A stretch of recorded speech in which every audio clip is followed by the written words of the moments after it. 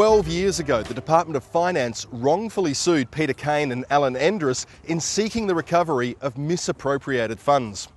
The men filed a counterclaim which, despite a strong defence by the government over the past decade, looks as though will be successful. If so, billions of dollars will be paid out in damages. The damages will create a huge black hole in the Gillard government's forecast budget surplus in 2013.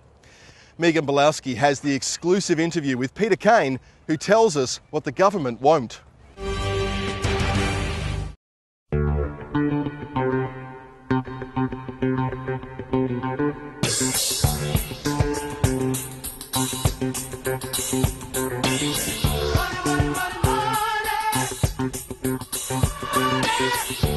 Good evening, Peter. Thanks for joining us on Undercurrent. How does it make you feel when, your country, your government, your constitution is working against you?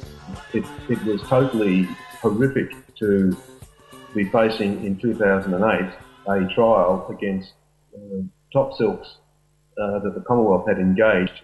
We had no money. We had to do it ourselves. Until the Saturday before the trial started, we didn't know what their case was. And we started to hear it when we got up and had the trial in Canberra. So we then started to realise that they were claiming still that we were conspirators, because they had to. They had to run with that line, because that's how they started it. This case hasn't been heard of. No one has heard of it.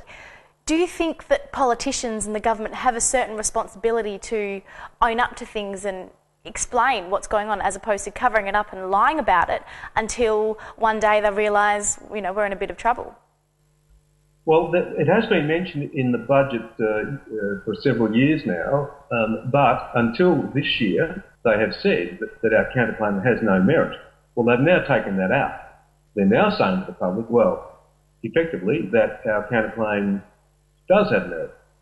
But more important than that, they are more accountable for what we see as a cover-up in the mismanagement of monies years and years, 10 years ago, 12 years ago. Nobody in their right mind back then would have thought, and it shocked us when we found out, that the transactions happened because one person pushed buttons on a keyboard and that sent money out of the Reserve Bank into our accounts. Now, we didn't know that was what was happening. We had no idea. And the contractor that did that, he was arrested, he was prosecuted, wasn't he? Yes, he was, and he was convicted of paying money out to us in an unauthorised way. So it became apparent to us that he had committed a fraud on the Commonwealth, and the Commonwealth then jumped to the immediate conclusion that we were part of that as a conspiracy that we were part of it, and they based their case on us being criminals. What motivated you to keep fighting this? 12 years is a long time. What kept you and your partner, Alan, going? Well, we were right, and they were wrong.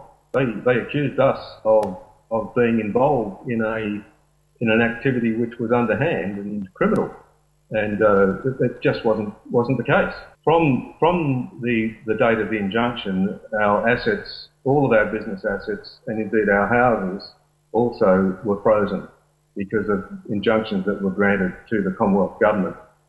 The court initially refused the injunctions, but the Commonwealth gave an undertaking to the defendants that if the Commonwealth was not successful in their claim against the defendants, that the defendants could make an application against the Commonwealth for damages for the monies that we've lost as a result of the case.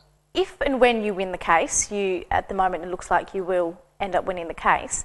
Obviously there's $4.3 billion that you're owed in damages, plus interest, which at the moment is estimated at $2 million a day for the 12 years. That's $10 billion. How is that going to affect the Gillard government's budget surplus and, more importantly, taxpayers? Well, it will have a significant impact on the budget because, as I understand it, a $10 billion payment it'll absolutely wipe out any surplus that they're thinking about. So it's a significant issue. Now, that brings into question, why aren't they dealing with this? Well, we don't know. We're confused about that.